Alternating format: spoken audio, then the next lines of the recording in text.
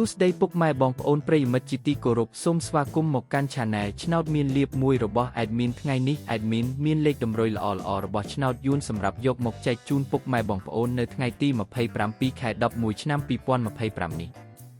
ដូចនេះ Admin មិនចង់ចាយពេលវេលារបស់ពុកម៉ែបងប្អូនយូរតោះយើងមកតាមដានលេខតម្រុយឆ្នោតរបស់យើងទាំងអស់គ្នាសម្រាប់លេខតម្រុយ2លេខមានលេខ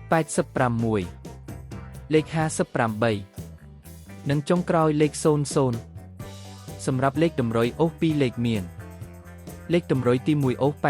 80និងលេខតម្រុយចុងក្រោយអូស50សម្រាប់លេខតម្រុយ3លេខមាន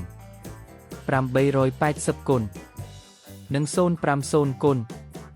សម្រាប់លេខតម្រុយថ្ងៃនេះ Admin សូមជូនពរឲ្យពុកម៉ែបងប្អូននិងប្រិយមិត្តទាំងឡាយជួបតែសំណាងល្អទាំងអស់គ្នាហេងមានលៀបមានជ័យជាចុងក្រោយសូមកុំភ្លេចជួយចុច Subscribe និង Comment ហើយដាក់សញ្ញារូបកណ្ដឹងដើម្បីជាការផ្ដល់កម្លាំងចិត្តមកកាន់ Admin ជាពិសេសងាយស្រួលតាមដានវីដេអូថ្មីៗនិងលេខតម្រុយល្អៗជាប្រចាំថ្ងៃជាមួយ Admin សូមគោរពលាពុកម៉ែបងប្អូនពី Admin ឆ្នោតមានលៀបមួយសូមសំណាងល្អទាំងអស់គ្នាសូមអរគុណ